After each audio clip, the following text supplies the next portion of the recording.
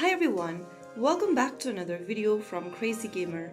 Today in this video I'm going to show you how to find your user ID in snake.io. If you want to find your user ID for game support, linking accounts or just tracking your stats, this guide will help you out.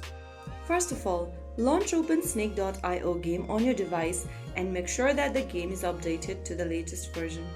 Once you're inside the main home screen, go ahead and look for your user ID button at the top left, right underneath your current display name, which is a long string of numbers and letters. It'll be displayed over here at the top. You can now write down your user ID in a piece of a paper or somewhere safe so that you can access it later. So that's how you find your snake.io user ID. Keep it handy for account recovery, linking or contacting support.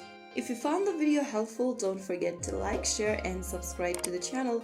I will be back again in the next video. Thank you for watching.